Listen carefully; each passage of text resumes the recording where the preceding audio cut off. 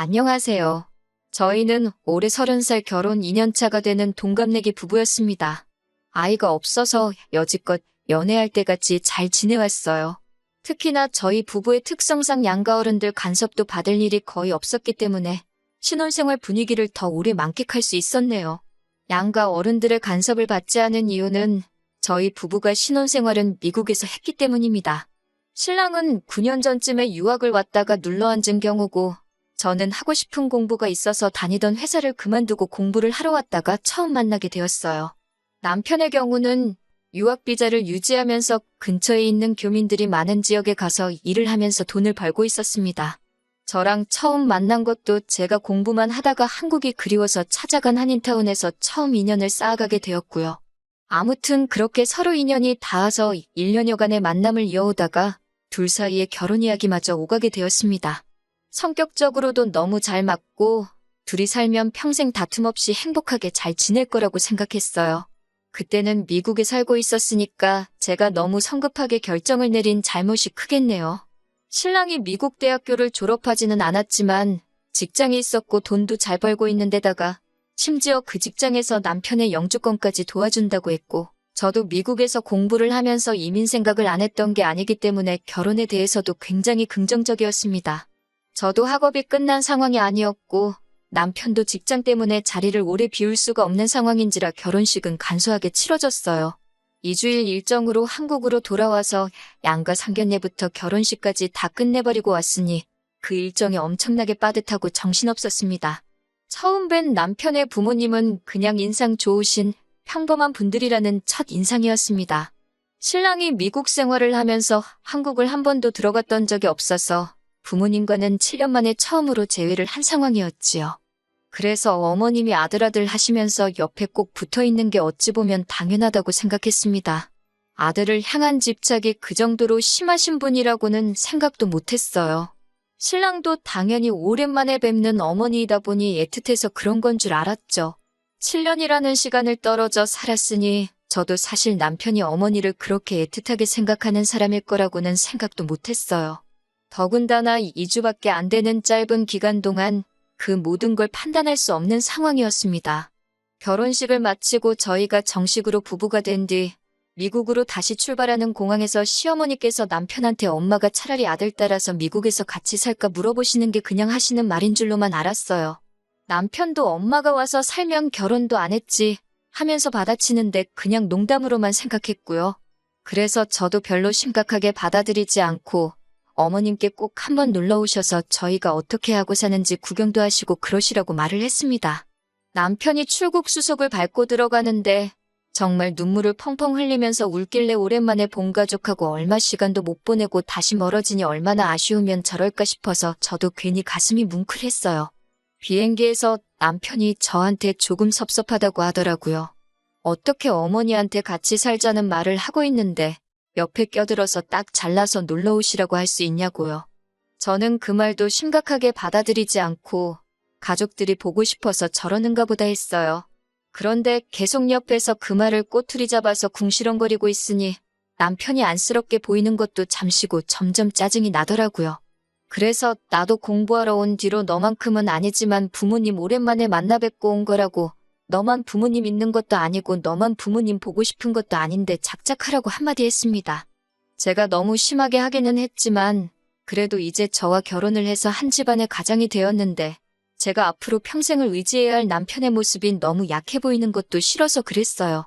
그래도 제가 강하게 나온 게 효과가 있었는지 그 후에는 남편이 딱히 아무 말도 안 하더라고요. 차라리 진작에 그때 마마보이인 걸 알렸더라면 혼인신고를 하지 않고 두고 봤을 텐데 하는 후회도 듭니다. 아무튼 저희는 그렇게 미국으로 돌아왔고 신혼생활을 시작했어요. 미국에서의 결혼 생활은 나쁘지 않았습니다. 특히 저희가 결혼식을 올리고 돌아와서부터는 전 세계가 바이러스의 공포로 벌벌 떨게 되었고 저도 그 비싼 등록금이 아깝게 느껴질 정도로 허접한 온라인 수업을 들어야 하는 게 불만이었어요. 불행 중 다행인 건 신랑이 거기서 벌이가 나쁜 편은 아니었습니다. 한인타운이 크게 활성화가 되어 있는 지역이 아니었고 미국도 한국과 별반 다를 게 없는 건지 한인타운에서 일을 해야 할 젊은 한국 사람들이 좀 더 나은 기회가 있는 지역으로 이주를 하는 바람에 젊은 한인들이 많이 모자란 곳이었거든요. 왜 그런지는 모르겠는데 교포분들은 자기 사업체의 직원을 굳이 한국 사람을 쓰고 싶어 하셨어요. 덕분에 남편이 대우도 좋고 돈도 잘 받으면서 일을 하고 있었습니다. 말했다시피 영주권도 진행이 되고 있는 상황이었고요. 그런데 그 유행병 때문에 참 상황이 안 좋게 돌아가게 되었어요. 제가 비싼 돈 내고 듣는 수업의 질이 떨어진 건 둘째치더라도 남편이 다니는 가게 사정 또한 안 좋아지기 시작했습니다. 영주권을 진행해준다고 해도 서류 문제나 여러 가지 수속들은 이민 전문 변호사를 통해서 해야 됐고 그로 인해 들어가는 부수적인 비용들 모두 남편의 월급에서 해결을 해야 했거든요. 그런데 유행병이 심해지니 덕분에 이민국 업무가 마비가 돼버리고 말았어요.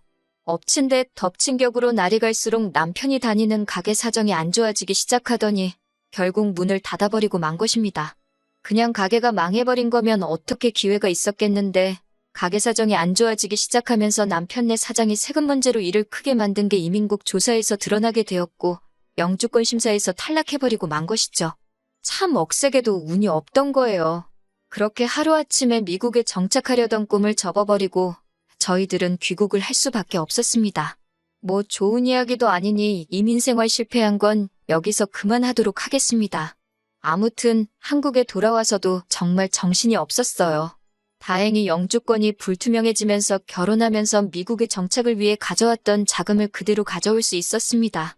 정말 불행 중 다행인 건 저희가 결혼식을 올릴 때보다 환율이 조금 올라서 환차로 이득을 볼 수 있었다는 거예요.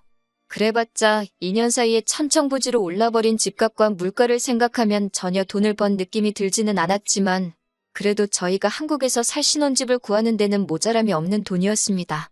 그렇게 저희는 한국으로 돌아가게 되었습니다. 저희가 귀국하고 저희를 가장 반겨준 건 시어머니였습니다. 오매불만 기다리던 아들이 돌아왔으니 그렇게 기쁜 일이 따로 없으셨겠죠. 반겨주신 건 감사하지만 한편으로는 조금 서운하기도 했습니다. 사실 저희가 미국에서 정착하는 걸 목적으로 만나 연애해서 결혼까지 하게 된 건데 결혼 2년 만에 상황이 안 좋아져서 시작도 못 해보고 돌아오는 거나 마찬가지잖아요? 조금만 더 있었으면 오히려 영주권도 나와서 주기적으로 저희가 오며 가며 해도 다시 볼 수 있는 거고 집을 사게 되면 시부모님께서 놀러 오셔도 되는 상황이었잖아요. 당장 다시 만나서 반가운 건 이해는 하지만 무조건 잘 왔다고 하시는 게 이해가 가질 않았습니다. 당시 가장 큰 문제는 그나마 다행스럽게도 제가 미국에서 공부했던 건 다 학력으로 인정을 받아 좋은 조건의 회사에 곧바로 취직을 할 수 있었지만 대학 졸업까지 포기하고 미국 생활 평생을 바쳐 일한 곳이 따지고 보면 그저 동네 구멍가게였던 신랑은 학력도 경력도 인정받을 수 없어서 직장을 찾는 게 하늘의 별따기였습니다. 미국에서 살았다고 무조건 영어를 잘하는 것도 아니어서 영어 선생님 같은 건 꿈도 꿀 수가 없었어요. 그 부분에 대해서 제가 살짝 불만스럽게 말하고 앞으로 어떻게 해야 할지 고민이라고 말했는데 어머님은 무작정 우리 아들은 뭐든지 다 할 수 있다고 중고등학생 때나 해줘도 먹힐까 말까 한 막연한 기대감으로 칭찬을 하고 계시는 겁니다. 거기다가 대고 나를 세울 수가 없으니 그저 한숨만 나올 뿐이었어요. 어머님은 저를 따로 방으로 부르시더니 저보고 제정신이냐며 역정을 내기 시작하셨습니다. 이제 시작하려는 애한테 용기를 주지는 못할 망정 기를 죽이고 있냐고요. 저는 기를 죽인 게 아니라 현실을 보고 말씀드리는 거라 했더니 너 잘났다며 어디 어른이 말하는데 따박따박 말대꾸를 하냐고 말하고 대화를 단절시켜버리는 겁니다. 저희가 살 거처가 마련될 때까지는 저는 친정에서 남편은 시댁에서 떨어져 지내기로 했습니다. 그렇게 시어머니와 한바탕하고 친정으로 혼자서 돌아가고 있는데 남편한테 연락이 오더라고요. 제 기분을 풀어주려고 전화를 한 건가 싶어서 받았더니 말끝마다 엄마가 물어보라는데 하면서 별 쓰잘데기 없는 질문을 하더라고요. 신혼집을 구할 때 친정에서는 돈을 얼마나 더 해주신다니 제가 취직하기로 한 곳에 자기가 일할 곳은 없는지 한번 물어봐달라고 했다느니 돈은 얼마씩 받고 일하는 거냐 하는 것들이요.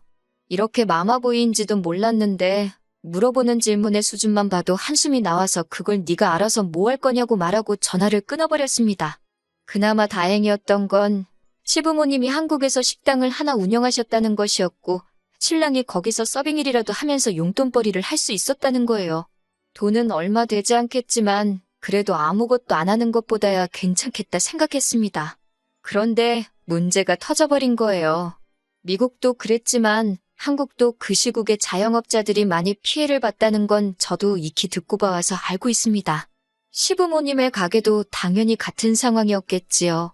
그래도 요즘은 많이 완화되었고 뉴스에서 보니까 오히려 서비스직의 일자리는 많은데 일하려는 사람이 없다고 총체적인 구인난이라는 소식까지 들었는데요.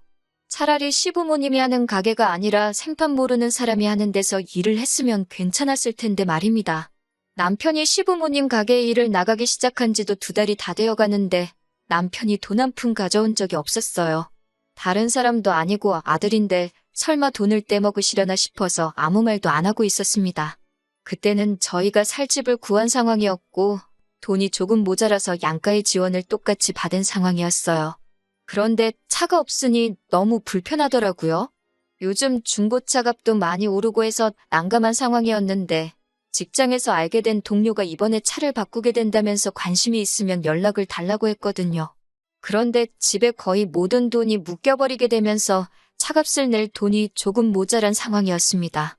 그러니 언젠가는 주시겠지 싶었던 남편의 월급이 생각날 수밖에 없었어요. 그래서 남편이 집에 들어왔을 때 일한 지 2달이 다 되었는데 돈은 언제쯤 주시는지 알고 있냐고 물어봤습니다. 그런데 남편이 저한테 인상을 팍 쓰면서 돈을 어떻게 받냐고 하더라고요. 어머니가 우리 살 집을 해주시는데 돈을 그렇게 많이 쓰셨는데 공짜로 일을 해줘도 모자라다고 하면서 말이죠. 그러면서 자꾸 제 월급이 얼마나 되느냐 물어보더니 우리도 이제 집도 생기고 자리도 잡았으니 부모님들께 한 달에 100만 원씩은 드려야 하는 거 아니냐는 헛소리를 하는 겁니다. 제 월급이 얼마인지 말 안 해준 게 천만다행이라는 생각도 들고 이 인간이 지금 제정신이 아니라서 뭐가 똥이고 뭐가 된장인지 구분도 못하고 있는 건가 하는 생각이 들었어요. 집 살 때 시댁에서만 돈을 해줬냐고 친정에서도 똑같이 해줬는데 그 돈을 왜 시댁에만 갚아야 하냐고 한마디 했습니다. 그리고 정당하게 일을 했는데 그 돈을 왜 못 받아오냐고 좋은 말로 할 때 2달치 월급 받아오라고 했습니다. 자꾸 엄마가 힘들어 보이는데 돈을 어떻게 달라 그러냐. 그럼 이번 달까지는 안 받기로 한 거니 안 받겠다. 다음 달부터 받아오겠다. 뭐 이런 이야기를 하는 겁니다. 헛소리 집어치우라고 대신 저도 100번 양보해준다고 말하고 첫 달치는 그래. 용돈 드린 셈 치자 하고 넘어가기로 했습니다. 이번 달치 월급은 꼭 받아오고 그 월급 받으면 요즘 어머님 가게 같은 일자리는 구하기 어렵지 않아 보이는데 당장 그만두고 다른 데서 일을 하라고 했어요. 남편은 깨갱하면서 결국 그렇게 하겠다고 했고요. 그리고 다음 날에 저는 회사에서 시어머니한테서 걸려온 전화를 한 통 받아야 했습니다. 회의 중이라서 전화를 일부러 끊었는데도 끈덕지게 전화가 오길래 아주 난감했어요. 정말 포기를 모르고 수십 통의 전화를 거시더군요. 잠깐 짬이 생겼을 때 회사라서 전화를 받기 곤란한 상황이라 제가 다시 전화를 드리겠다고 말을 했는데도 불구하고 어머님은 뭐가 그렇게 잘나가지고 어른이 전화하는데 안 받고 개기냐고 성질을 부리시는 겁니다. 그래서 회사의 양해를 구하고 비상계단으로 나와 전화를 받았습니다. 시어머니는 제가 전화를 걸자마자부터 언성을 높이면서 네가 뭔데 우리 아들을 어쩌고 저쩌고 하시면서 화를 내기 시작하셨어요. 왜 잘하고 있는 우리 아들 기를 죽이냐. 아들이 부모 생각해서 효도 좀 하겠다는데 그걸 못하게 하는 거냐면서 화를 내시더니 남편 보고 다른 가게에서 일을 하라고 했던 말까지 꺼내시면서 모처럼 아들이 부모하고 그동안 같이 못 보낸 시간을 보내겠다는데 네가 뭔데 가족의 화목함을 깨트리려고 하냐고 온갖 심한 말은 다 하시더라고요.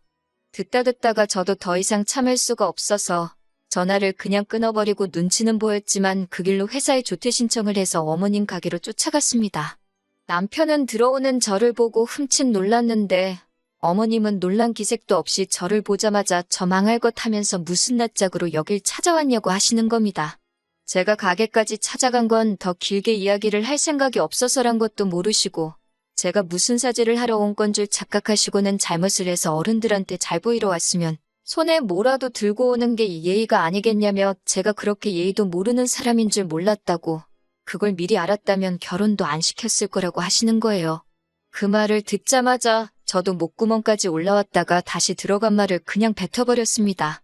제가 여기 사과하러 온 줄 아셨냐고 어머님이 아들을 아직 더 품어있고 싶어하는 것처럼 보여서 그 소원 들어드리러 온 거라고 말하고 이혼하겠다고 당당하게 한마디 했습니다. 아들 그렇게 계속 품고 살라고 말이죠.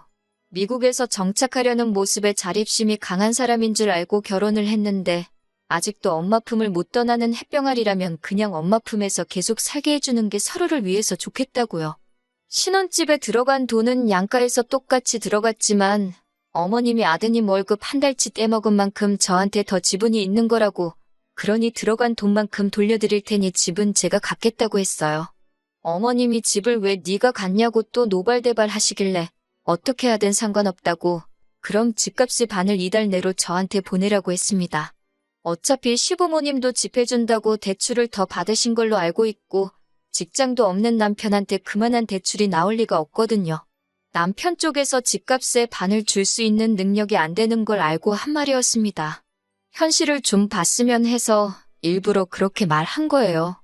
당연히 그 돈을 못 만든다는 계산이 섰는지 시어머니가 쩔쩔매기 시작하더니 다시 언성을 높이면서 그깟 집은 네가 가져가라고 또 말을 바꾸는 겁니다. 시어머니한테 능력도 안 되는 아들 어떻게든 잘 살아보려고 노력하는 며느리를 이렇게 놓치게 된 거 평생 후회할 거라고 한마디 해줬습니다. 제가 지금 받는 월급이 얼마고 저 혼자 얼마나 잘 살 수 있고 그런 이야기는 하지도 않았어요. 시어머니는 노발대발하며 저거 말하는 꼴 좀 보라며 성질을 내셨고 남편은 옆에서 구경만 하면서 어쩔 줄 몰라 하더라고요. 그 모습을 보니 차라리 더 시간 끌 필요 없이 빠르게 이혼을 결정한 게 잘한 생각이라는 확신이 들었네요. 그 길로 저는 집으로 가서 남편 짐을 집에서 다 빼버렸습니다. 저녁에 돌아온 남편은 집에 들어와서도 아무 말도 없이 제가 빼놓은 짐을 보고 눈치만 보고 있더라고요. 정말 이혼을 결심한 게 100번 잘했다는 생각이 듭니다. 뭘 멀뚱히 보고만 있냐고, 그 짐 들고 니네 엄마 품으로 썩 꺼지라고 하니 말 한마디도 못하고 집으로 짐을 가지고 갔어요.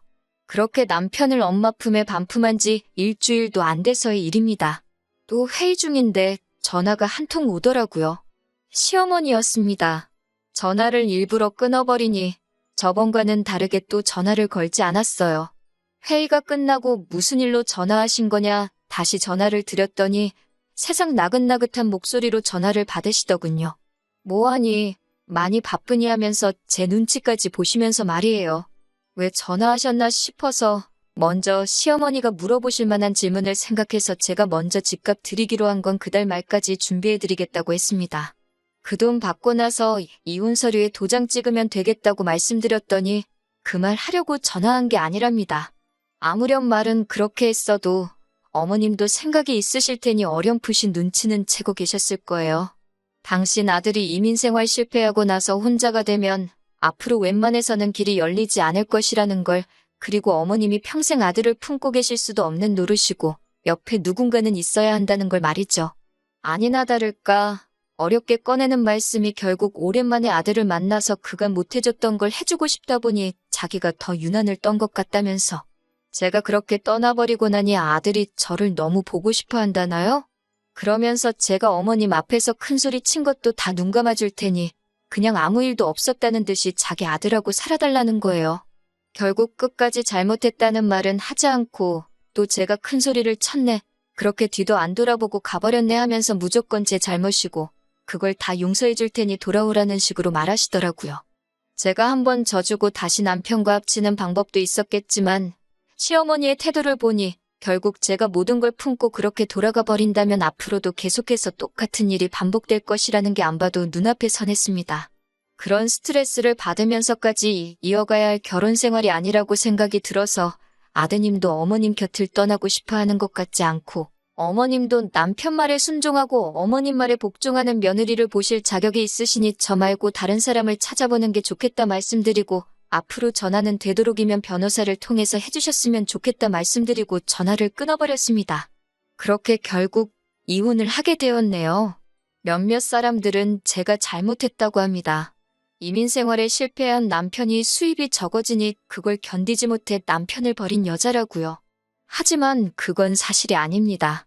남편이 어디 가서 최저시급을 받으며 일을 하더라도 자기 주관이 뚜렷하고 우리 둘의 더 나은 미래를 위해 노력하는 사람이었다면 그 모습을 높게 사서 오히려 응원을 해줬을 거예요. 자기 코가 석자인 상황에 부모님 먼저 챙기는 효자 아들이면 저와 새로운 가정을 꾸리는 게 아니라 부모님 곁에서 평생 뒷바라지를 하면서 사는 게 맞지 않나 하는 생각이 드네요. 제가 볼 땐 어머님, 아버님께서 남편을 뒷바라지하면서 살아야 할 것 같지만 말이에요. 집 문제도 직장 문제도 다 해결이 되었으니 한동안은 저는 최선을 다해 저희 인생을 살아보려고 합니다. 제 사연은 이걸로 끝내도록 할게요.